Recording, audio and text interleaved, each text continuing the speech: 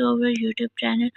हमने अपनी पिछली वीडियो के अंदर पाइथागोरस थ्योरम को डिस्कस किया था, जो कि हम राइट एंगल ट्रायंगल्स के लिए यूज़ करते हैं। ठीक है, अब ज़रूरी तो नहीं है ना कि हमारे पास जितनी भी ट्रायंगल्स हों वो राइट एंगल ट्रायंगल के फॉर्मूले के ऊपर पूरा उतरती हूँ। कुछ ट्रायंगल्स ऐसे भी होती हैं जो राइट एंगल ट्रायंगल्स नहीं होती, यानी कि उनका कोई भी एंगल 90 डिग्री का नहीं होता है।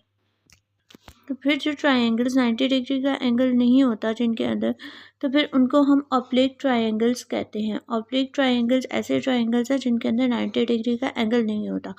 90 डिग्री के एंगल के लिए हम लोगों ने यूज़ किया था पाइथागोरस थ्योरम। अब 90 डिग्री का एंगल नहीं है, तो फिर पाइथागोरस थ्योरम भी ऑब्लिक ट्रायंगल्स के लिए नहीं यूज़ हो सकता। जिसके लिए हम लोग मेथड यूज़ करते हैं वो फिर पाइथागोरस तो नहीं होंगे, वो ऑब्वियसली डिफरेंट होंगे। तो वो होते हैं law of cosine, law of science and law of tangent. इस वीडियो के अंदर हम law of cosine and law of science को प्रूव करेंगे इन डिटेल में। ठीक है, आगे अब हम लोग लॉ ऑफ कोसाइंस को प्रूव। अब इस वीडियो के अंदर हम जो है लॉ ऑफ कोसाइंस को प्रूफ करेंगे और साइन लॉस को प्रूफ करेंगे। अब कोसाइंस लॉ की जनरल स्टेटमेंट जो कि हमारी फर्स्ट ईयर की बुक में भी गिवन है वो यही है, डेट ए स्क्वायर इक्वल है b square plus c square plus -2 b C cos of alpha.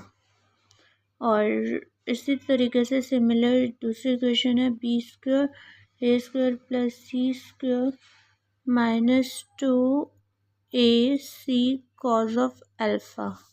और दूसरी आगे सी स्क्वायर इक्वल है ए स्क्वायर के प्लस बी स्क्वायर के -2 ए बी और cos of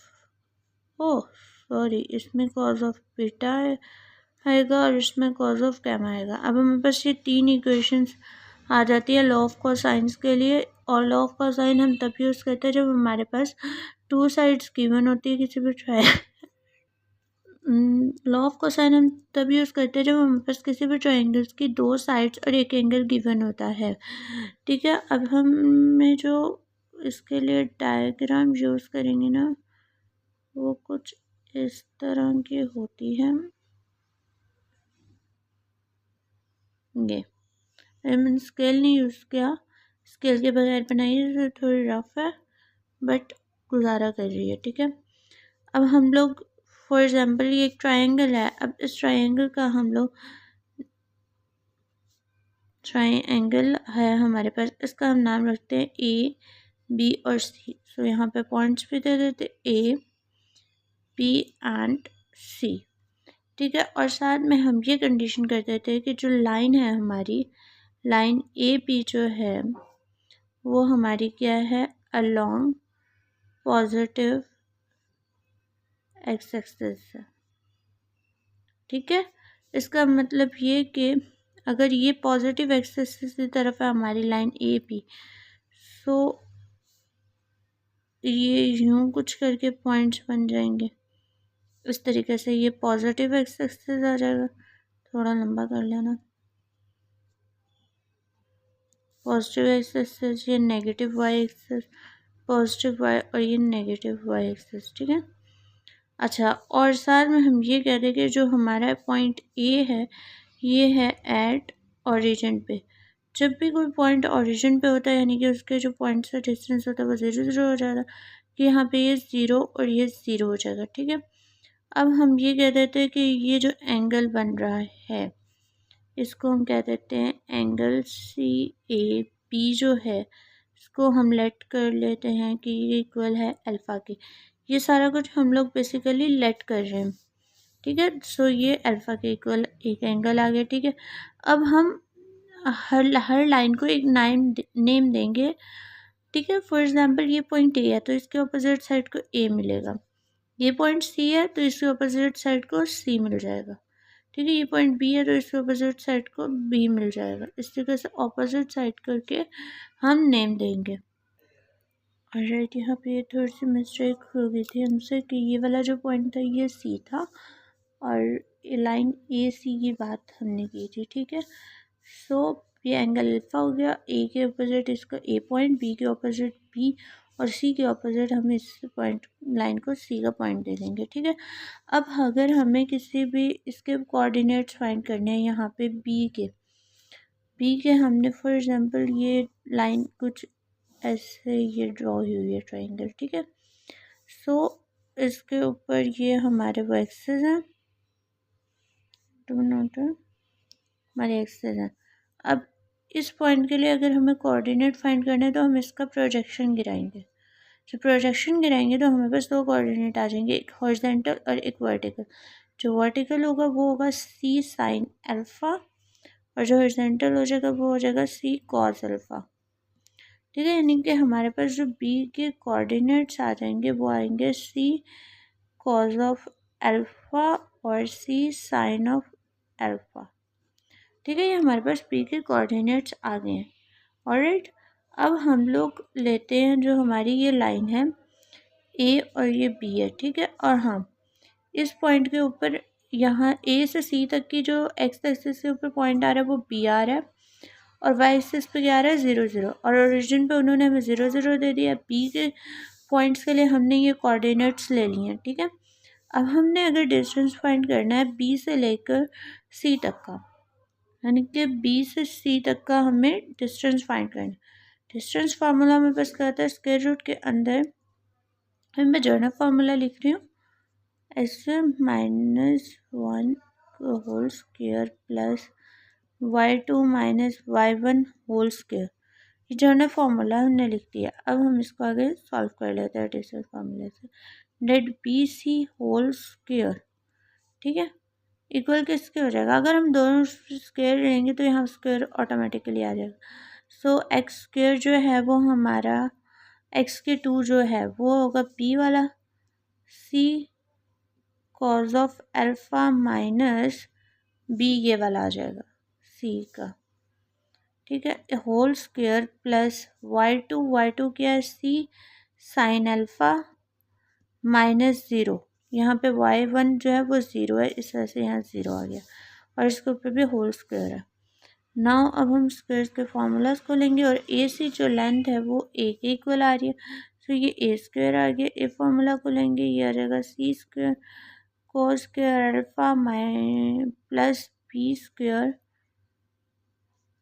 -2 C B cos of alpha plus इधर ये 0 से माइनस हो गया, 0 ख़त्म हो जाएगा, सी साइन स्क्वायर अल्फ़ा ही बचेगा। ठीक है, सी स्क्वायर साइन स्क्वायर अल्फ़ा ये आ गया। इसके बाद हम इस वाले कंपोनेंट में से और इसमें से दोनों में से सी स्क्वायर कॉमन आ रहा है, सी स्क्वायर कल आ जाएगा cos square alpha plus sine square alpha के, और पीछे हमारे पास इधर क्या हो जाएगा plus B square -2 C b cos of alpha. ठीक है, अब हमने ट्रिग्नोमेट्रिक आइडेंटिटी पढ़ी हुई है कि C square cos square plus sine square 1 के इक्वल होता है, तो ये C square plus B square -2 नहीं है B C cos of alpha आ जाएगा और ये किसके इक्वल है हमारा ए स्क्वायर के। सो ये जो है क्या है हमारी फर्स्ट कोसाइन लॉ की इक्वेशन नहीं है, तो ये प्रूफ हो गया, तो मीनवाइल ये दोनों भी प्रूफ होंगे। ठीक है, नाउ हम वीडियो लेंथी कर लेंगे और साइन लॉ पढ़ेंगे अब नेक्स्ट।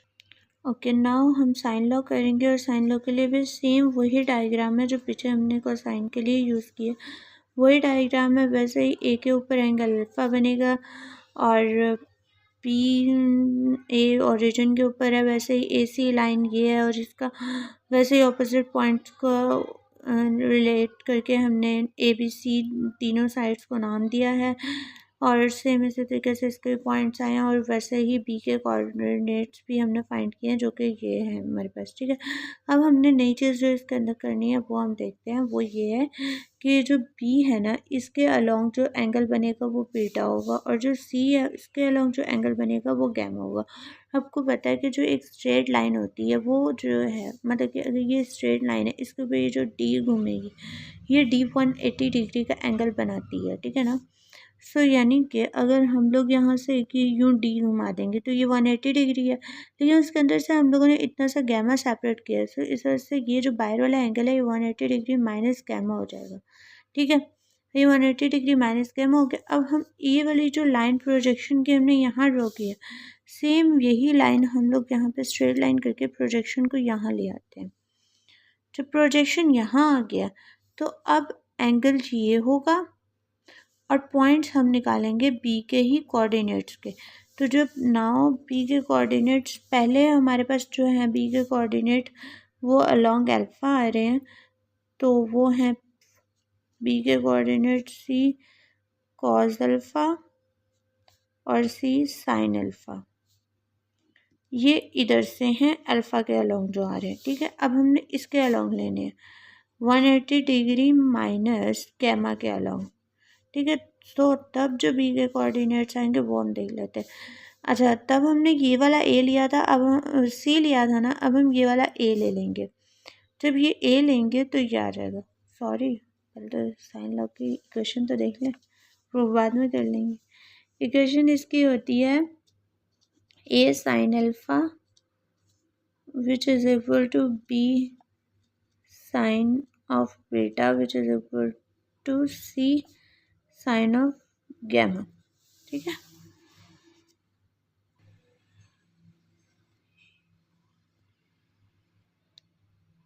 हाँ, नाउ ये हमारे पास आ गया, हम ये इसके कोऑर्डिनेट्स लिख देते हैं। नाउ हम ये ए आ गया, ठीक है, कॉस एज इट इज़ आ जाएगा हॉरिजॉन्टल कंपोनेंट के लिए। और इसके अंदर हमने एंगल अल्फ़ा यूज़ किया था, यहाँ पे हमारे पास एंगल 180 माइनस गैमा है, तो यहाँ पे हम 180 माइनस गैमा लिखेंगे। इसी तरीके से इसके वर्टिकल कंपोनेंट भी आ जाएंगे। वर्टिकल कंपोनेंट के लिए हम लोग साइन यूज़ करेंगे 180 डिग्री माइनस गैमा। ये हमारे पास इसके कंपोनेंट्स आ गए। अब हमारे पास इस साइन लॉ को प्रूफ करने के लिए जो y के कोऑर्डिनेट्स हैं, y के जो कोऑर्डिनेट्स हैं हमारे पास दोनों साइड्स के लिए वो इक्वल होने चाहिए, वो इक्वल है। Both y coordinates are equal, दोनों y कोऑर्डिनेट्स इक्वल हैं, यानी कि y के कोऑर्डिनेट में एक ये आ रहा था हमारे पास और एक ये था, दोनों इक्वल करो, c साइन अल्फ़ा आ जाएगा विच इज़ इक्वल आएगा a sine 180 degree minus gamma. अच्छा, 180 डिग्री में से जब माइनस करेंगे कोई भी एंगल, या तो वो add some sugar to coffee, ठीक है। अब ये देखो add some tea to coffee या शुगर टू कॉफ़ी, ये फार्मूला सबके जैसे फर्स्ट क्वाड्रेंट, सेकंड और थर्ड, और फर्स्ट में ऑल पॉजिटिव, सेकंड में साइन टैन और कॉट, ठीक है। अब 180 डिग्री माइनस गैमा, यानी कि 180 में से कुछ भी माइनस करोगे तो पहले दो क्वाड्रेंट्स में रहेगा और पहले दोनों क्वाड्रेंट्स के अंदर साइन पॉजिटिव होता है। सो हम इसको ऐसे लिख देंगे C sine alpha which is equal to A sine of gamma, ठीक है। जब ये हो गया तो हम इसको आपस में एक दूसरे के से इस दोनों साइंस मल्टीप्लाई हो रहे हैं ना, सो ये साइन गैमा इधर आके डिवाइड हो जाएगा और ये साइन अल्फ़ा इधर जाके, तो हम इसको ऐसे भी लिख सकते हैं डेट ए साइन अल्फ़ा इक्वल है सी साइन ऑफ गैमा के, ठीक है। अब हम लोग हाफ प्रूफ कर चुके हैं, क्योंकि हमें इक्वेशन में प्रूफ क्या करना होता है कि ए साइन अल्फ़ा और बी साइन बीटा इक्वल है सी साइन गैमा के। तो हमने एक चीज़ प्रूफ कर ली है कि ए साइन अल्फ़ा जो है वो इक्वल है बी साइन ऑफ गैमा के। अब हमें दूसरी चीज़ प्रूफ करनी है कि ए साइन अल्फ़ा इक्वल है बी साइन ऑफ बीटा के। ओके, तो हमारा सेकंड पार्ट जो है उसको प्रूव करने के लिए हम डायग्राम तकरीबन सेम ही यूज़ करेंगे, बट इसके अंदर अब हम चेंजेस कर देंगे। पहले हमारे पास जो बेस के अंदर जो पॉजिटिव एक्स एक्सिस से अलोंग लाइन आ रही थी वो हमारी आ रही थी ए और सी की, जो कि अब बन चुकी है ए और बी की, ठीक है। और फिर उसी वजह से हमारे पास जो है पॉइंट्स, वो जो हमने ए बी सी दी थी हर साइड को पॉइंट, वो भी चेंज होगा क्योंकि पॉइंट इसको देख के इसके ऑपोजिट साइड को जाते हैं, यानी कि ए के ऑपोजिट साइड पे ए, सी की ऑपोजिट साइड पे सी और बी के ऑपोजिट साइड पे बी। इसी तरीके से ए के अलॉन्ग जो एंगल है वो अल्फ़ा, जो बी के अलॉन्ग एंगल है वो बीटा और जो सी के अलॉन्ग एंगल है वो गैमा, ठीक है। उसके बाद सी के कोऑर्डिनेट हमने यहाँ पे प्रोजेक्ट करके पहले इसको फाइंड किया, वो हमारे पास ये आ गए, ठीक है। उसके बाद हमने इसी प्रोजेक्शन को उठा के शिफ्ट कर दिया पॉजिटिव एक्स एक्सिस की तरफ, ये नेगेटिव एक्स एक्सिस पे था, पॉजिटिव एक्स एक्सिस पे उसको शिफ्ट किया। सेम इसी तरीके से जैसे हमने पीछे फाइंड किए थे कोऑर्डिनेट्स, वैसे ही ये कोऑर्डिनेट्स आ जाएंगे, ये वैसे ये आ गए, ठीक है। ये कोऑर्डिनेट्स आ गए, फिर पीछे की तरह सेम हम वाई के दोनों कोऑर्डिनेट्स को हम कहेंगे कि वो दोनों केसेस के अंदर इक्वल हैं, ठीक है। जब वो दोनों केसेस के अंदर वाई के कोऑर्डिनेट्स इक्वल आ रहे हैं तो डैट्स मीन कि ये सारे कुछ इक्वल है। फिर सेम उसी तरीके से कि चार कोऑर्डिनेट्स हैं ए और ये कुछ ऐसे होते हैं, ठीक है।